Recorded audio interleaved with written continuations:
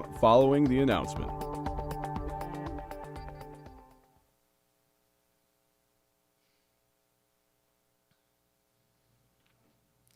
Good morning, everyone. I'm Muriel Bowser. I'm the Mayor of Washington, D.C., and today I will provide an update on the district's response to COVID-19, as well as a new mayor's order that I will sign today. I'm joined by members of my public health and emergency response teams. I want to remind everyone that we have updated our testing schedule for the rest of the summer to make best use of our time and the expected hot weather. So for the rest of the summer, the Anacostia, UDC at Fort Totten, and Judiciary Square testing sites will open earlier. Will open from 8 a.m. until noon. This morning, however, those sites won't be available because of the expected inclement weather. Our firehouse sites will continue to operate from 4 p.m. To 8 p.m. on Monday through Friday, and 12 noon to 4 p.m. on Saturday.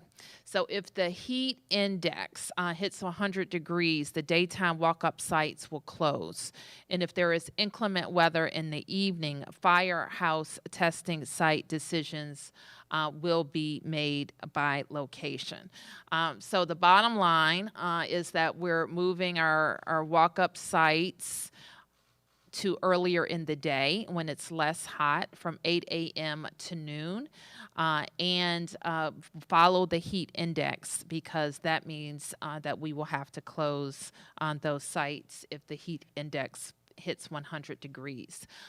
You will always be able to know about testing near you in your neighborhood at the walk-up sites that we consider the citywide sites by going to coronavirus.dc.gov. This morning, we announced 78 new cases of COVID-19 in the district. And thankfully, we report no additional lives lost. We are showing on this slide the various metrics that we follow throughout our experience with COVID. One number that I think we report on our website but haven't highlighted here is that 9,582 DC residents have been cleared from isolation who have been positive for COVID-19, which is also a very good thing. And then Dr. Nesbitt will be available for questions about those metrics. As we look at the data and consider these trends, I want to remind DC residents that we always knew that when we reopened, we would have more cases. We also know that as testing increases, that we see more cases. And we knew, of course, that our life and economy would be hampered until we have a vaccine or cure. That's why we have always talked about reopening as a dial that could be turned up or turned down, depending on what our experience are. We said all along that we may need to make adjustments along the way, and that this process requires flexibility. We know, however, that we have in our individual ability, and certainly in our collective ability, we are able to stop the spread of the virus. And so since we've been talking about these things for many months, I think that they're becoming background noise in some ways, but we can't allow ourselves not to remember how important these activities are in stopping the spread of the virus. And this is what all of the public health experts say that we should do. So let me just remind everyone of these things. Wearing a mask is certainly going to help us as a community stop the spread of the virus. I issued a mask, an additional mask order this past week. And I want to thank all the DC residents who pick up their masks before leaving the house, don their mask when they know they can't be 6 foot apart from other people, and it has just become part of everyone's routine. You grab your keys, you grab your purse, you grab your mask. You grab the dog leash, you grab your mask. All of those things are becoming second nature to all of us. So let's just be vigilant in doing all of those things. Social distancing. Just remember that we should stay 6 foot apart from each other. Also remember, it's not rude to not shake hands, to give hugs or kisses. Just remember, we have now been doing not being able to embrace our friends and people that we encounter for 4 months, and we may becoming a little bit lax about that. So remember how important it is to social distance. Stay home as much as possible. We have been able to turn on various activities because after 4 months, many people need those activities. That doesn't mean you have to do them all at once, all in the same day, or multiple times a week.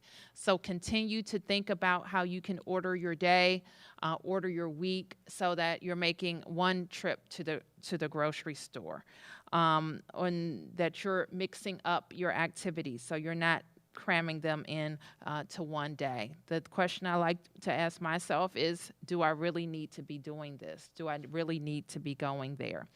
And also continuing to practice good hand hygiene, remembering all of those tips that we have come to know in terms of keeping frequently used items sanitized, frequently used parts of our house like doorknobs and countertops and bathrooms, all of those things sanitized. So please remember, all of these things can stop the spread. I emphasize these because I know, even as conscious as I am of all of these things, a couple of days last week, I walked right out the front door without having grabbed my mask with my keys in my purse and had to turn around and go back. So we just have to recommit to doing all of these things that keep us safe. And also, feel free to remind your friends or family of this list as well. We're doing this because we already have seen in our own experience and in places around our country what COVID has done to communities. We know that vulnerable people in our communities are most impacted by death related to COVID. And so we have to do everything that we can to keep vulnerable people in our communities safe. From the district's perspective, we are responsible in some way for a lot of vulnerable residents. They may be living in one of our shelters. They may be at the DC jail.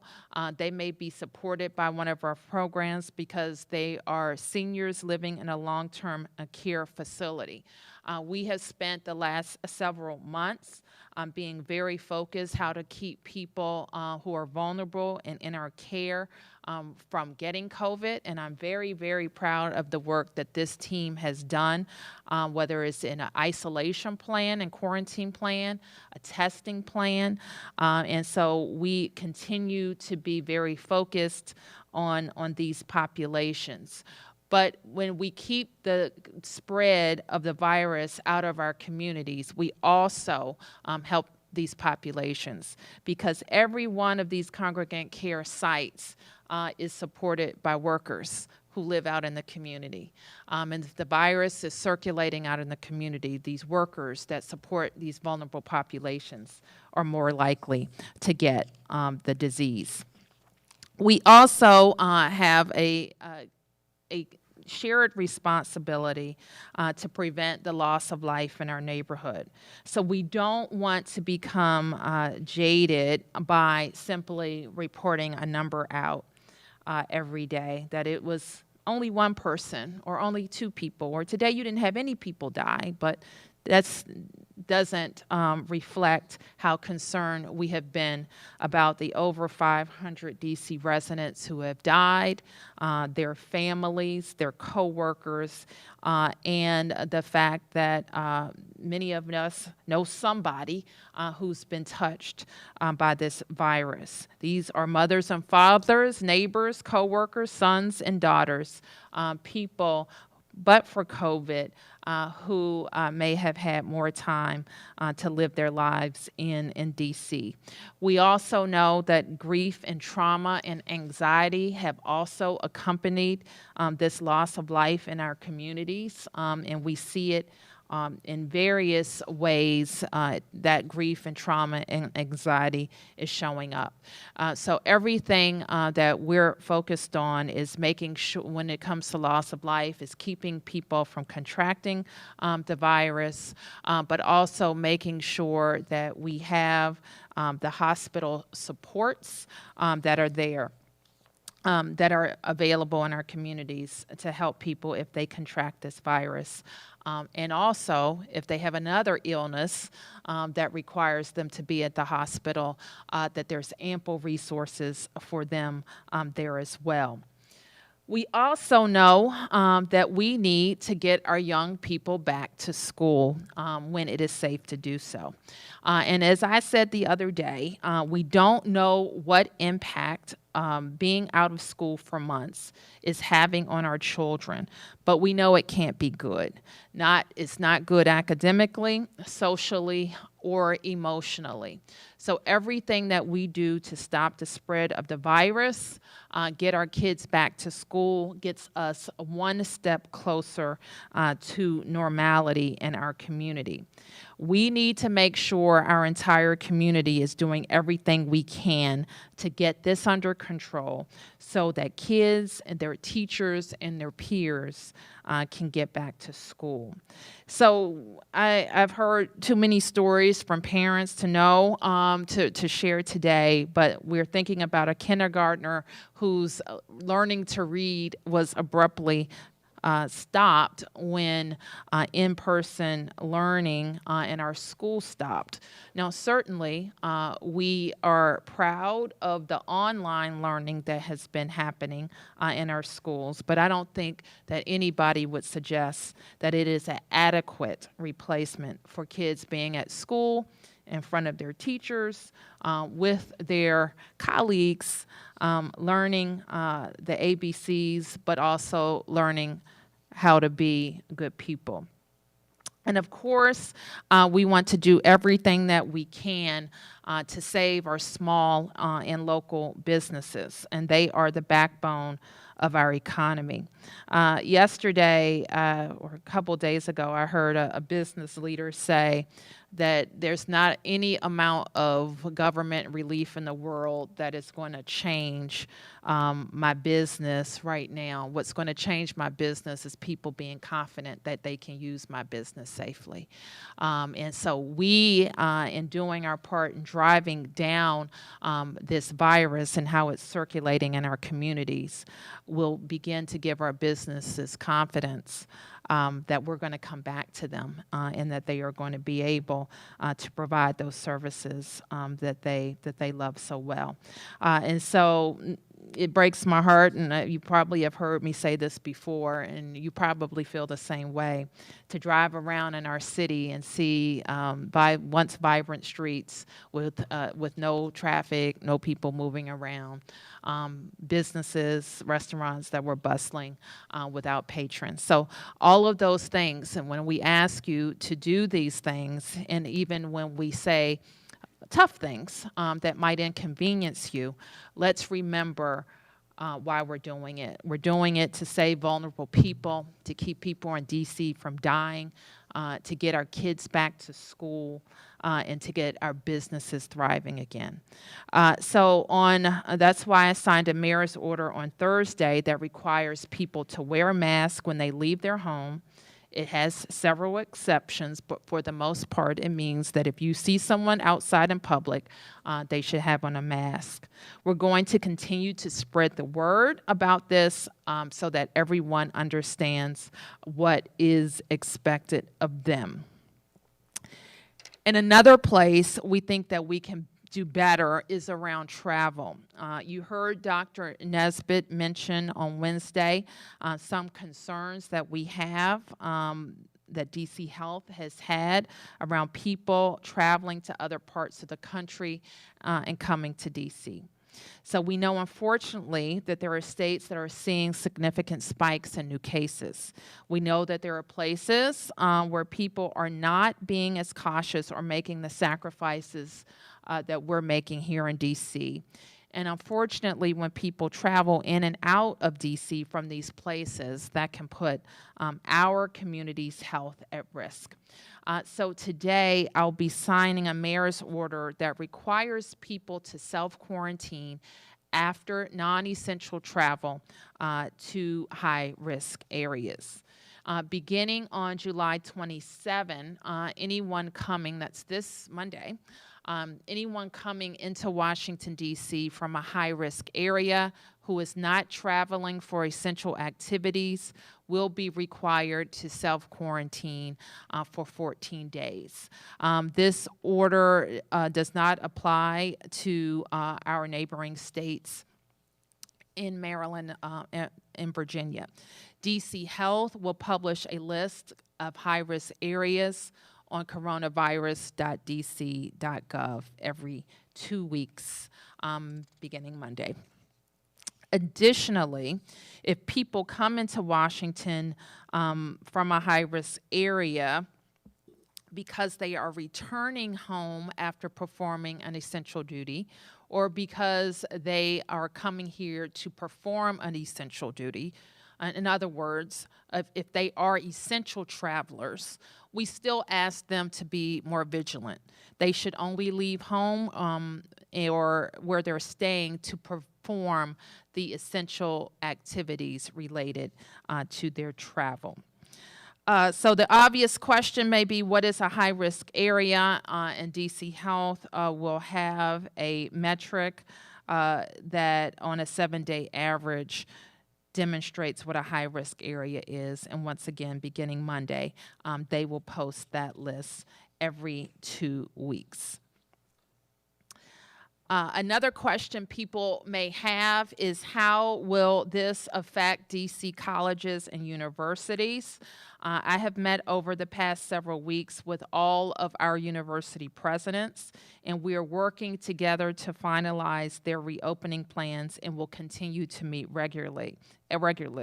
And today, we are sending a letter to the university presidents regarding their plans for reopening that contain further guidance. So in addition, the letter clarifies that students arriving from high-risk areas will also be required to self-quarantine on their campus or in their off-campus housing. And so before we wrap up and take questions, I also want to share with residents and businesses a few sectors, a few buckets of activity that we are watching closely. At the moment, we don't have clear trends to point to one sector or one bucket activity as the one that is most significant in our experience with COVID. Rather, there are a number of activities that we will be watching to see if we need to dial back any portion of these activities. Those include personal services, indoor dining, the 50-person gathering limit, recreational sports, and elective hospital procedures. And so with that, I will turn to questions related to the district's response to COVID. Yes. Stephanie. With the announcement made today on travel, how seriously should people expect this to be enforced? And also, can you go through and just name some of the hot spots now for folks wanting to prepare ahead of Monday? And one last question in that area, why is this effective through October 9th and not just, maybe for a couple of weeks to see how things go? We made it effective October the 9th is our current public health emergency. And we can, if we don't think we need it, we can dial it back at any time. And the first part of your question was can we talk about some of the hot spots now? How seriously should people expect this to be enforced? How will it be enforced? People should expect seriously to monitor their activities and do what is right for their neighbors and the district. Yes. So if I could stay on that enforcement, and if I could, and I really appreciate that you gave us the order in advance today for us to look at this. It's very helpful. But if you look at page 3 under enforcement, under number 1, where it looks at the responsibility for businesses and colleges and whatnot, you use the word may require rather than shall, which seems to be a big difference. And then under enforcement, you refer back to another clause, but it doesn't actually say what that is. Is there a possible fine associated with this if people violate it or anything? I don't know what number 2 actually refers to. Let me pull, as we talk, Mark, the enforcement section, and let me be clear about that. The reference. I'll come back to you. But how do you, will it be incumbent upon colleges or hotels to enforce that if they have somebody traveling from out of town, that they need to self-quarantine? How do you enforce Yeah, this? so for our colleges and universities, we will require that they maintain a list of students who will be required to quarantine because of their travel. And that list would have to be available for inspection. And the notion of having travel restrictions is not new. We see states around the country who have already implemented it. There's nobody standing at the hotel door telling people if they can come or go, but certainly they will be required to make all of their travelers aware of the guidelines of the local jurisdiction. For our own residents, what we're asking them to do is to say, do I need to make this trip if this is a non-essential trip? And if I am going to make this trip, I need to recognize that when I come back, I can't have my decision to make a non-essential trip affect my neighbors or my community.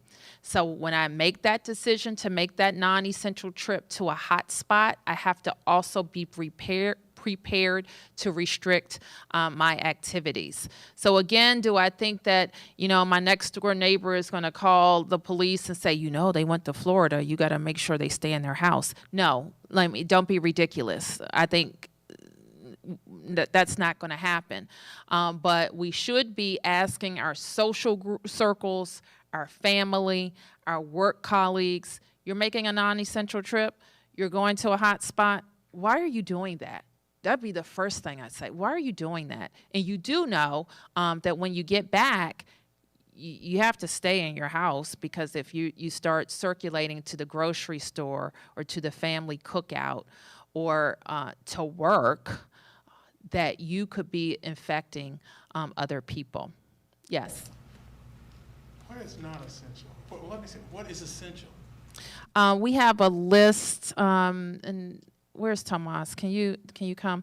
We, as you know, when we restricted non-essential business, we identified what essential business activity was. We also identified what essential travel was. And this is Mayor's Order 2020-081. No, this is not the one I want, Tomas. I want he's going to get the other one. I'll read out the list of essential travel. What's considered essential? I don't want to be general. I want to be specific. So I'll read it for you. Give me 1 second. Yes. Can I ask about how this affects some groups in our city? First of all, how does this affect the Washington Nationals, who are traveling to away games, and every team who comes to play them has come from somewhere else? The Washington Nationals has been issued a waiver, and I'm going to ask Chris to talk about what that waiver entails. So thank you, Mayor. When we issued the waiver for the Washington Nationals, we define their activities as essential, Oh, right? I have it. Oh, so- okay. I'm sorry. No, Just that's tell, okay. so he's looking for something that I have sitting So here. that would be essential travel for business. So that means essentially all season long, all of the nationals need to be at home when they're not going to work or going to essential activities. Yes. Okay, and can I also ask about members of Congress who are going home to? Let me read essential travel. I'm sorry, Sam, I had it sitting here and I didn't realize it. So this is from Mayor's Order 2020-054 that defines essential travel, and it is A through H. And A, travel related to the provision or access to essential activities, essential government functions, essential business or minimum basic business operations, including travel to and from work. Travel to care for elderly, minors, dependents, persons with disabilities, or other vulnerable persons. Travel required to visit a house of worship. Travel to or from educational institutions for purposes of receiving materials, distance learning, receiving meals, and any other related services. Travel to or return to a place of residence from outside of Washington, D.C. Travel required by law enforcement and or court order. Travel required for non-residents to return to their place of residence outside of Washington, D.C., and travel within Washington region to engage in allowable activities. So those are essential travel. Your question about the Congress, that is an essential government function. So I guess my question is, so if it's essential, you come back, you don't have to quarantine? If you go back to the slide that talks about what essential travelers should be doing. Are you with me back there? So that includes members of Congress need to stay home when they're not going to their essential activities. So what we've asked for essential travelers, members of Congress, they're doing essential government work, is that they should leave home when they are doing their essential activities.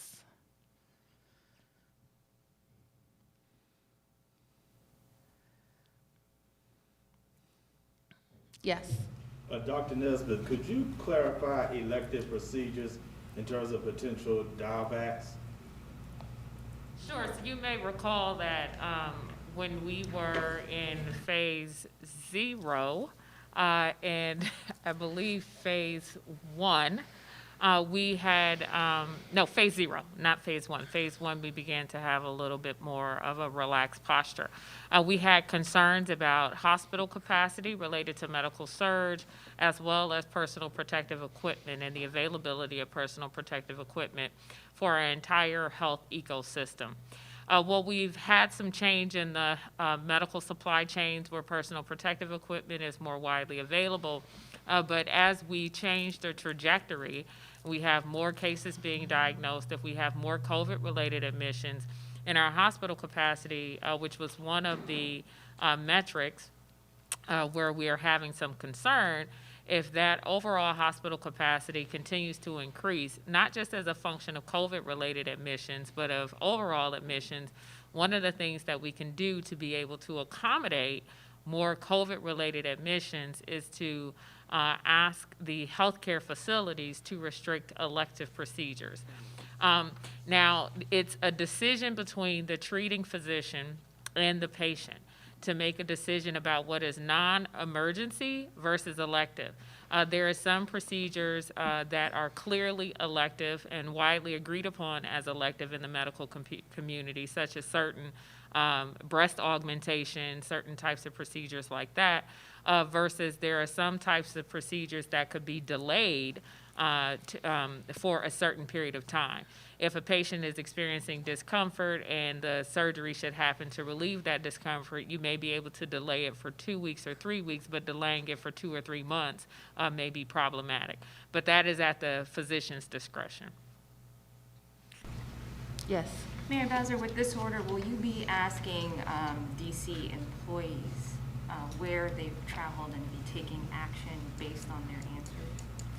I won't be asking them where they have traveled, likely, but we have always issued, when we issue guidance, we amplify that with our own employees, regardless of where they live. Yes. If I could go back to the Nationals, Director Rodriguez, you have a letter back and forth with Gregory McCarthy with the Nationals about their protocol when a player tests positive. We saw Soto has tested positive, and I've read the letter. Are the Nationals in compliance with the desires, with your recommendations of how they should quarantine the people who were exposed to Soto? So thanks for the question, Mark. So when we issued the waiver to the Nationals, the first waiver was on June 30th, and then you referencing a follow-on letter on July 16th where we clarified our requirements and the requirements of DC Health. I can't speak to a specific case, but to date, the Nationals have been in compliance with our requirements, and for each case, the positive cases are reported to the DC Department of Health. Is that the only case that a team has reported? Is that the team has reported to you? Can you tell us how many cases? It's not the only case. How many cases has the team reported? We'll get that number for you. And then, can I ask Dr. Nesbitt or the mayor, you talk about the possibility of rolling back or dialing back some of the restrictions. What has to happen? Is there a metric that we should look for that would trigger you making that move? Mark, there isn't one, so we will continue to look at, from day to day, all of our metrics and make some determinations, but we don't have on this date, this number, no. Is it possible that you might just dial back one of those bullet points that you find is particularly troublesome rather than all of them? Is that how it? Absolutely, that is possible. If I could, Dr. Nesbitt, across the river in Fairfax, your counterpart over there, Department of Health, was just asked this question. I want to ask you the same question. If schools reopen, is it guaranteed that there will be a death related to that because of COVID? There are no guarantees in COVID. So what does that mean? I mean, she said the short answer is yes, that somebody would likely die if the schools reopen. Mark, I think you've been following this very closely enough since March that you should know by now that there are no guarantees related to a pandemic, right? So we don't know what the trajectory of this virus will do in any community. And so that would be my answer, and I will stick with that answer. I've been asked in this room lots of different things. I've been asked, would we have to go back to, is it possible that we would have to go back to prioritizing who gets tested? This thing could change its trajectory in terms of the number of cases we could be seeing on a daily basis. We could see deaths change, how deaths change to any particular sector. I would never be pushed into a position to guarantee that anything would happen specifically related to a pandemic, whether positively or negatively. Yes, Sam? Yes, Mayor, you talked about schools quite a bit, and we've sort of learned what the surrounding counties are going to be doing. Have you decided yet what DC is going to be doing? We will have that discussion next week, Sam. Yes. We're reporting on a power outage at United Medical Center in Southeast DC, that ICU patients are being moved. Can you all discuss what the plans are? Are there any COVID patients involved in that movement? I understand that the power is back on. PepCo had an outage yesterday, I think about 10 o'clock. I think that the PepCo issue has been resolved. We are still on site trying to resolve other equipment in the building, including the chillers and the backup generators, to make sure if the power is unstable again, that those generators can supply what we need. There were patients moved, and I'll ask Dr. Nesbitt to talk about that. Sure. We made some transfers of this morning at United Medical Center, made some transfers this morning of patients from the intensive care unit which included patients who were on ventilators and patients who were not on ventilators. The Department of Health and HCMA both have staff members on site working collaboratively with hospital leadership, continuing to monitor the situation at the hospital. Power has been restored. We will continue to monitor the situation at the hospital as power has been restored. Other services are coming back online at the facility to see if additional patients will need to be transferred throughout the day. Can you talk about how many patients and are any of those positive COVID-19 patients being treated? They do have COVID-19 patients at the hospital. We'll have to get back to you as to whether or not the patients who were transferred, if they were part of the patients on the COVID unit. Any one hospital that they're assigned to go to? If They were transferred to various locations who could accommodate them. Do you have a question, Julia? Yes, I've gotten this question from people who are planning travel, asking whether they can quarantine before they come to DC. If they're in Florida, can they self-quarantine for 14 days in Florida and then come here? No. Well, Florida is the problem. Just in their house in Florida. No. They still need to quarantine when they come here. They're traveling, I mean, unless they're gonna. And Florida gets it, because Florida has had these restrictions, you know, they've already had it. Yes, a couple more. We learned Congressman John Lewis is going to be lying in state outside because of COVID-19 and restrictions. Can you talk about, do you have any concerns, whether it be extreme heat or the pandemic, with people going to see him lying in state and pay their respects? I do not. I haven't seen the plans. I haven't seen the plans, other than I think that he will travel through the city. So I can't comment on specific plans, but if you're saying, do I have some concerns about an outdoor viewing? Is that? Going to the Capitol building to see him lying in state, yeah. You said outdoors? Yes.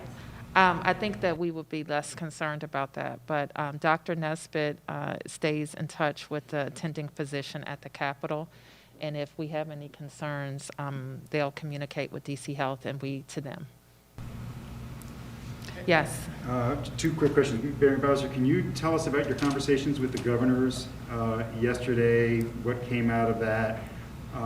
And then, Dr. Nesbitt, at the risk of going too deep into the weeds, if we could get an update on community spread and exactly where we are with that.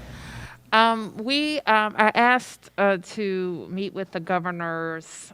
We had a phone call yesterday. We are one region, and we're a porous region, and everything that happens in Maryland and Virginia, I think, has some impact on us, from the activities, to cases, to testing, to hospital capacity. We had that discussion. And are you guys all, do you feel like you're all on the same page with the DMV? I feel like we feel a little bit more urgent about being prepared if the health data suggests that we need to roll back some activities. You feel like DC has more sense of urgency than Maryland and Virginia? I think that yes, I do. Mayor, you said that John Lewis would be traveling through the city. I think that there may be and I'm losing my words, but a procession for their cortege. I'm sorry? A funeral procession, so I don't know the route of it. Oh, okay. But it's not like he's going to be moving around DC or something like that? I don't know that, From the Sam. airport to the Capitol? I don't know the specifics of the route. That may be a better question for the Capitol. All right. I thought maybe you knew something that I had heard. That's all. All right, I just said to Stephanie, I didn't know the specifics. Okay, the last two. Yes, ma'am. Back to the question about Maryland and Virginia. Can you talk about why the whole states of Maryland and Virginia are exempt from this quarantine order rather than saying, you know, if somebody goes to Virginia Beach or somewhere that's not in the DC region, they have to quarantine? We want it to be simple for everybody to follow, and we recognize that if we have to make the restrictions more strict to the National Capital Region, that's certainly something that we can consider at a later date. Yes. I know we've discussed budget a few times in these meetings. Any reaction, though, to the passing of the budget yesterday, and specifically what's reported, the paring back of funding for rental assistance and homeless service programs at this time?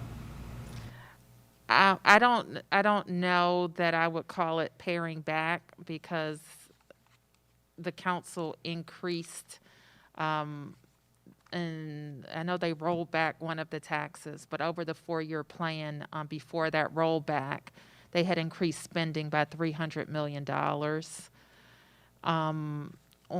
But they had increased it by increasing revenues by that much. And so I haven't seen what that finally comes out to. But just to put that in some perspective, because of this pandemic, we have seen a decrease in our revenues by, I think the number is $1.5 billion for this fiscal year, and the one that starts on October the 1st. We presented the council with a balanced budget that it made some really significant investments in schools and affordable housing and in our social safety net, while at the same time we had a decrease of a pretty historic decrease in our revenues. So it was our position that a lot of programs and services got a haircut because of that $1.5 billion decrease in revenues. And those were necessary, tough decisions. So I will look more closely at what the increased spending that the council finally decided on yesterday.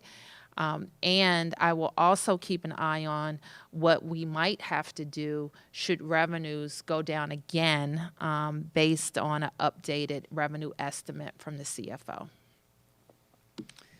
Okay, thank you guys.